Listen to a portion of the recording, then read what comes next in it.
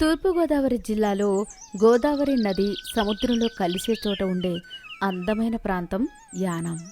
ఉదయాన్నే గోదావరిలో పడవలు వేటకెళ్లే దృశ్యం, చల్లని గాలి ఆ ఊరికి ప్రాణం. ఆ ఊరిలో వీరన్న, అతని భార్య కమల అనే పేద దంపతులు ఉండేవారు. వీరన్న రోజు ఉదయాన్నే గోదావరిలో పడవ వేసుకుని వెళ్లి వల విసిరి తాజా చేపలు పట్టి వాటిని మార్కెట్లో అమ్మి కుటుంబాన్ని పోషించేవాడు. వాళ్లకు ఉన్న ఏకైక ఆస్తి వాళ్ల తాతల నాటి ఒక పాత పెంకుటిల్లు. ఆ ఇంటి మీద ఉన్న అప్పు తీర్చడమే వాళ్ల జీవిత లక్ష్యం. కాని ఆ ఊరి పెద్ద వడ్డీ వ్యాపారి అయిన భూపతికి ఆ పెంకుటింటి స్థలం మీద కనుపడింది. ఆ స్థలం మెయిన్ రోడ్డుకు ఆనుకుని ఉండడంతో దానిమీద అత్యాశ పెంచుకున్నాడు. ఒకరోజు ఉదయం వీరన్న గోదావరి నుంచి పెద్ద చేపల గంప నెత్తిన పెట్టుకుని పాట పాడుతూ ఇంటికి వచ్చాడు. కమల పెరట్లో పాత్రలు కడుగుతోంది. కమలా, ఓ కమలా, ఇటు రావే.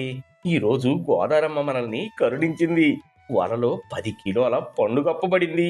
దీన్ని అమ్మితే ఈ రోజుతో మన కష్టాలు తీరిపోయినట్టే. కమల చేతులు తుడుచుకుంటూ సంతోషంగా పరుగున వచ్చింది. నిజంగానా? ఏమండి, పండుగప్ప పడిందా? అయితే ఈ రోజుతో మన పెంకుటింటి అప్పు తీరిపోతుందన్నమాట. అవునే కమల, 5 ఏళ్ల క్రితం మా నాన్న చనిపోయినప్పుడు ఆ భూపతి గారి దగ్గర 50,000 రూపాయలు అప్పు తీసుకున్నాను. ఈ 5 ఏళ్లలో వల వేసి చేతులు కాయలు కాసేలా కష్టపడి ఆ 50,000 కూడా పోగు చేశాను. ఈరోజు మార్కెట్లో ఈ చేపలు అమ్మి ఆ డబ్బులు తీసుకెళ్లి ఆ భూపతి మొహాన కొట్టి మన ఇంటి కాగితాలు తెచ్చేసుకుంటాను. ఆ దేవుడు మన మొర విన్నాడు. ఏమండి, ఆ ఇంటి కాగితాలు మన చేతికొస్తే ఈ కమల గుండె మీద ఉన్న కొండంత భారం దిగిపోయినట్లే. మీరు త్వరగా మార్కెట్కి వెళ్ళిరండి. వీరన్న సంతోషంగా చేపలమ్మి తాను ఇన్నాళ్ళు ఇంటి అటక మీద దాచిన 50,000 రూపాయలను ఒక సంచిలో పెట్టుకుని భూపతి గారి ఇంటికి వెళ్ళాడు. భూపతి తన పెద్ద డాబా ఇంట్లో కుర్చీలో కూర్చున్నాడు. వీరన్న చేతులు కట్టుకుని వినయంగా బంగళాలోకి అడుగుపెట్టాడు. నమస్కారం భూపతి గారు. ఏంట్రా వీరన్నా, పొద్దున్నే చేపల నీచు వాసన వేసుకుని వచ్చావు? పండగ పూట పన్ను కట్టడానికి వచ్చావా? అవే పన్ను కాదు బాబు, నా తాతల నాటి పెంకుటింటి మీద నేను తీసుకున్న అప్పు 50,000 రూపాయలు ఇదిగోండి. నా అప్పు తీరిపోయింది బాబు. ఇక నా ఇంటి కాగితాలు నాకు ఇచ్చేయండి, వెళ్ళిపోతాను. భూపతి ఆ డబ్బుల సంచిని చూసి, ఏంటి, 50,000 అప్పు తీరిపోయిందా? ఎవడు చెప్పాడురా నీకు అప్పు తీరిపోయిందని? అదేంటి బాబు అలా అంటారు? నేను మీ దగ్గర అప్పు తీసుకున్నది 50,000 కదా. వడ్డీ నెల నెల ఏ నెలకు ఆ నెల నేను కడుతూనే ఉన్నాను కదా. అప్పు ఎందుకు తీరదు బాబు? భూపతి లేచి నిలబడి ఒక పాత కాగితం వీరన్న మొహాన్ని విసిరాడు. ఏరా చదువురాని సన్నాసి, ఈ కాగితం మీద ఉన్న నీ బొటన వేలు ముద్ర చూసుకో.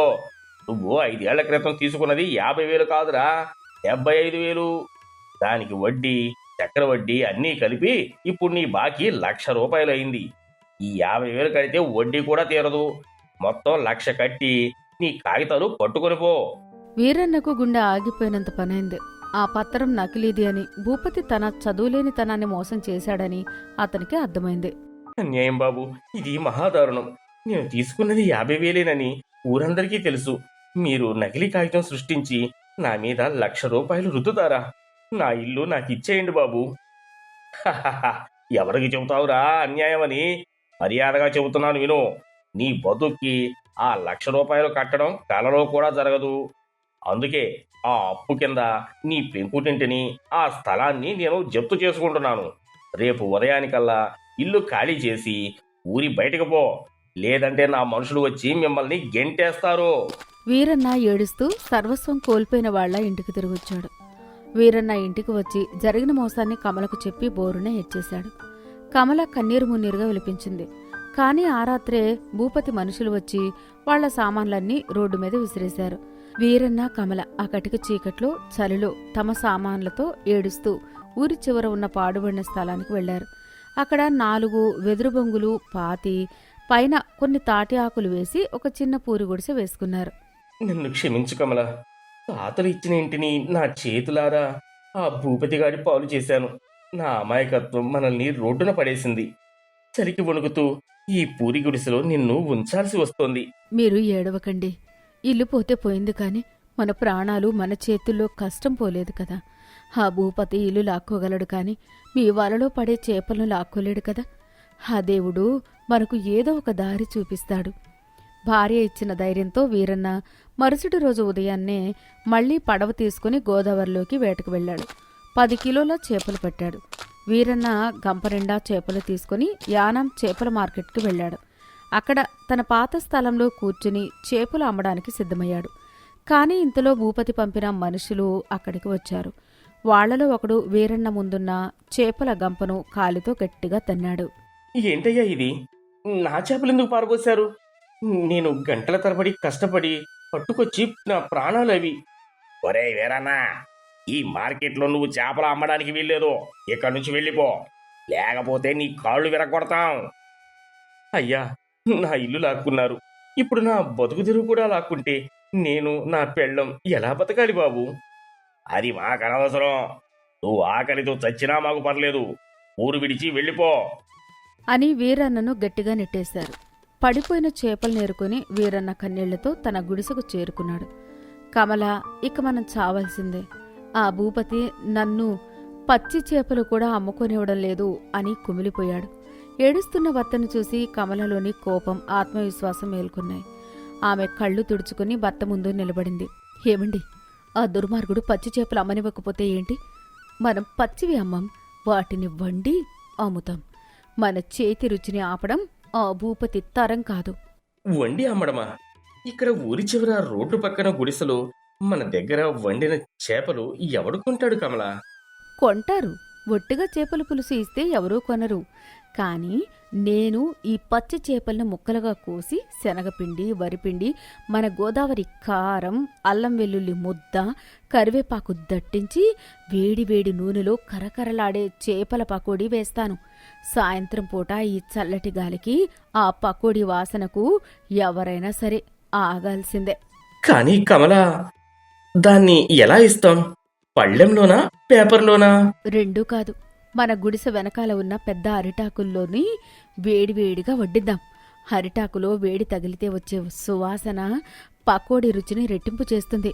దీనికి అరిటాకు చేపల పకోడీ అని పేరు పెడదాం. భార్య పట్టుదలకు వీరన్న సలాం చేశాడు. వెంటనే ఇద్దరూ పనిలో పడ్డారు. కమల తన మసాలాలను రాతి రోట్లో నూరి సిద్ధం చేసింది. వీరన్న గుడిసె ముందు ఒక చిన్న కట్టెల పొయ్యి, దానిమీద పెద్ద ఇనుప మూకుడు ఏర్పాటు చేశాడు. సాయంత్రం 4 గంటలు. కమల కట్టెల పొయ్యి మీద నూనె కాగబెట్టింది. మసాలా పట్టించిన చేప ముక్కలను ఆ వేడివేడి నూనెలో చుయ్యమని వేసింది. అంతే. ఆ నూనెలో వేగుతున్న పకోడీ మసాలా వాసన గాలిలో కలిసి కనీసం 1/2 కిలోమీటర్ దూరం వరకు పాకింది. అటుగా వెళ్తున్న ఒక లారీ డ్రైవర్ ఆ వాసనకు బ్రేక్ వేసి ఆగాడు. ఏమమ్మా, వాసన అదిరిపోతుంది. ఏంటి కొత్తగా బండి పెట్టారు? ఏమమ్ముతున్నారు ఇక్కడ? అరిటాకు చేపల పకోడీ బాబూ, ఎప్పుడూ తిని ఉండరు. ఒక్కసారి రుచి చూడండి. కమల ఒక పచ్చటి అరిటాకు కోసి అందులో ఉల్లిపాయలు, పచ్చిమిర్చి తరిగి పొగలు కక్కుతున్న కరకరలాడే ఎర్రటి చేపల పకోడీలను వేసి ఇచ్చింది. ఆ డ్రైవర్ ఒక్క ముక్క నోట్లో వేసుకున్నాడు. ఆ కారానికి, ఆ క్రిస్పీనెస్కి వాడి కళ్ళు పెద్దవయ్యాయి. అబ్బబ్బబ్బా, ఏముందమ్మా రుచి! నేను ఎన్నో ఊళ్ళు తిరిగాను, హోటళ్లలో తిన్నాను, కానీ లోపల దూదిలా మెత్తగా, బయటకు ఎంత కరకరలాడే చేపల పకోడీ నా జీవితంలో తినలేదు. ఈ అరిటాకు వాసన దానికి భలే తోడైంది. ఇంకో 1/2 కిలో కట్టమ్మా. ఆ డ్రైవర్ మాటలు విని ఆ వాసనకు ఆకర్షితులై రోడ్డు మీద వెళ్లేవాళ్లు ఒక్కొక్కరుగా ఆగడం మొదలుపెట్టారు. అక్క, నాకు ఒక ప్లేటు. అరే, భలే స్పైసీగా ఉంది. ఇక్కడికి రోజు రావాల్సిందే. కేవలం 2 రోజుల్లోనే అరిటాకు చేపల పకోడీ పేరు యానం మొత్తం ఆరుమోగిపోయింది. వీరన్న, కమల గుడిసె ముందు సాయంత్రం అయితే చాలు జనాలు క్యూ మొదలయ్యేది. పక్క ఊర్లైన కాకినాడ, అమలాపురం నుంచి కూడా జనాలు మరి వచ్చి పకోడీలు తినడం ప్రారంభించారు. వ్యాపారం ఊహించిన విధంగా ఎదిగింది. రోజు కమల 10 కిలోల పకోడీ వేసినా గంటలో అమ్ముడిపోయేది. వీరన్న దంపతుల చేతిలో డబ్బు ఆడుతోంది. వాళ్ల కష్టం ఫలిస్తోంది. వీరన్న దంపతులు రోడ్డున పడి ఏడుస్తారనుకున్న భూపతికి వాళ్ల చేపల పకోడీ వ్యాపారం జాతరలా నడుస్తోందని తెలిసిందే.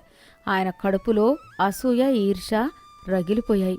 ఏంట్రా, నా ఇల్లు దాటుకుని నాకే ఎదురు నిలిచి వాళ్ళు రోడ్డు పక్కన పకోడీలు అమ్ముకుని బతుకుతున్నారా? వాళ్ళ ఆనందం నేను చూడలేను. వాళ్ళ అహంకారం అణచాలి. వెంటనే భూపతి తన మనుషులను వెంటేసుకుని వీరన్న గుడిసె దగ్గరకు వెళ్ళాడు. వీరన్న పకోడీల కోసం జనాలు నిలబడి ఉన్నారు.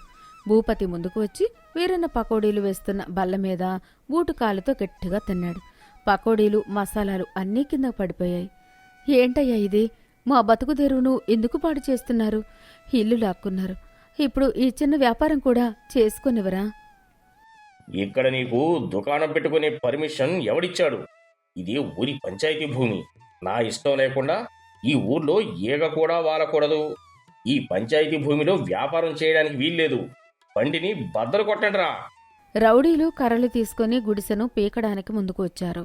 వీరన్న భయపడతాడు అనుకున్నాడు భూపతి. కాని ఈసారి వీరన్న భయపడలేదు. గుడిసెలో నుంచి ఒక లావాటి కర్ర తీసుకుని ముందుకు వచ్చాడు. ఆపండిరా. ఒక్క అడుగు ముందుకు వేశారో కాళ్ళు విరగొడతాను. ఇన్నాళ్ళు నా చదువు లేనితనాన్ని చూసి భయపడ్డాను, ఇల్లు వదిలేశాను.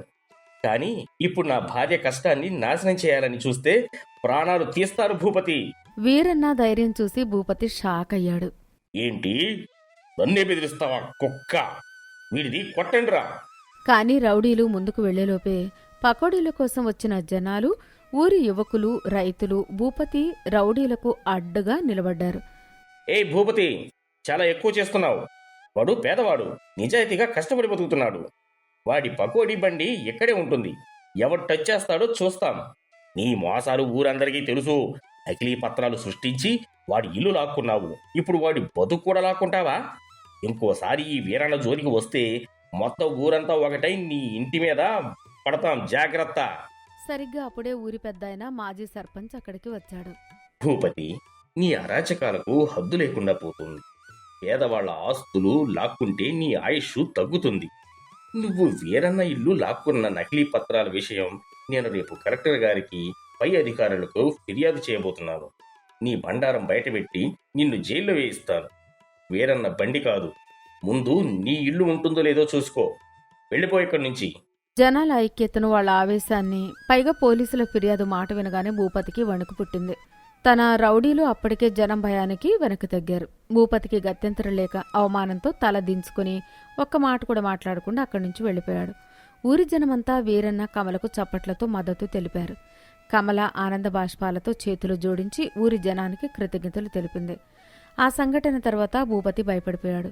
తన పరువు పోయిందని, పై అధికారులు వస్తే తన అక్రమాలన్నీ బయటపడతాయని వణికిపోయాడు. 6 నెలలు గడిచాయి. కమల, వీరన్న పకోడీ వ్యాపారం ద్వారా చాలా డబ్బు సంపాదించారు.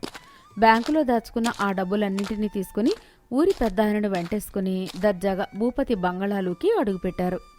ఇదిగో భూపతి, నువ్వు మోసంగా పెంచిన వడ్డీతో సహా 1,00,000 రూపాయలు ఇక్కడ ఉన్నాయి. లెక్క పెట్టుకో. పేదవాడి దగ్గర డబ్బు లేకపోవచ్చు, కానీ వాడి చేతుల్లో కష్టం ఉంటుంది. మర్యాదగా నా పెంకుటింటి కాగితాలు నా ముఖాన పెట్టు.